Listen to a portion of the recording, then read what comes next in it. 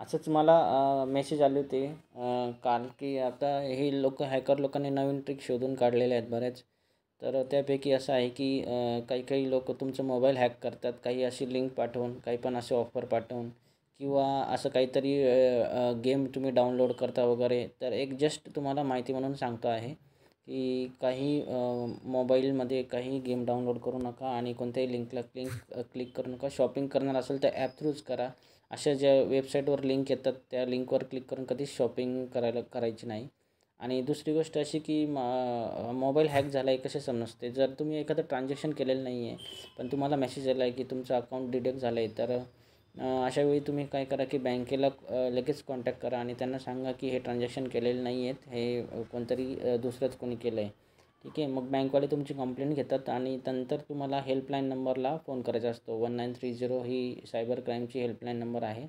त्यांना तुम्ही सगळी माहिती पाठवायची असते, ट्रान्झॅक्शन नंबर, अमाऊंट डिटेल्स सगळे.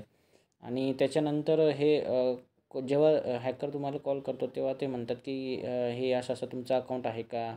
ॲक्च्युली आपण कधीच OTP शेअर करत नाही, हे तर आपल्याला प्रत्येक समजतं. पण ते हॅकर लोक व्हॉईस कॉलवर असं काही ट्रिक वापरतात की ते तुमच्याकडून बरोबर OTP काढून घ्यायचं काही ना काही प्रयत्न करतात किंवा सांगतात की हे तुमचं अकाउंट आहे का किंवा असं काहीतरी म्हणतात. मग ते ऑलरेडी त्यांच्या बॅकग्राऊंडला त्यांनी सिस्टम नाही का IVR बँकेच्या व्हॉईस IVR सिस्टीमला जोडलेली असते आणि जेव्हा आपण काही बोलतो ना हो हो हो, तर त्याचा अर्थ काहीतरी ते पुढे ट्रान्झॅक्शन हो ते पुढं कॉल जातो, असं काहीतरी आहे ट्रिक त्यांची. ठीक आहे, मग अशा वेळी काय करायचं की आपण बँकेला पण कंप्लेंट करायची आणि सायबर क्राईमकडे कंप्लेंट करायची.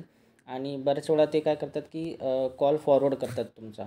जर तुम्ही ना दुसऱ्या नंबरवरून आपल्या मोबाईलला चेक करायचं की कॉल फॉरवर्ड होतो आहे का, तुमचा कॉल म्हणजे एरोप्लेन मोडमध्ये टाकायचा तुमचा मोबाईल आणि तो कॉल करून बघायचा. जर तुमचा मोबाईल कॉल जर फॉरवर्ड होत असेल दुसऱ्या नंबरला आणि बऱ्याच वेळात ही दुसरे स्टेटचं लँग्वेज तुम्हाला सापडते ही की बंगाली वगैरे नाही का, बंगाली किंवा आसाम वगैरे तिकडच्या साईडचं, आणि आपलं सिम असतं इकडचं महाराष्ट्रातलं, तेव्हा मराठी IVR यायला पाहिजे ॲक्च्युली, पण ते येत नव्हतं.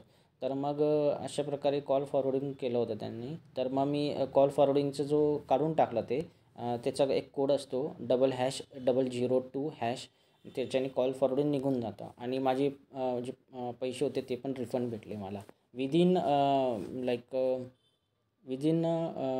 12 आवर्समध्ये माझे पैसे रिकवर झाले. थँक्यू.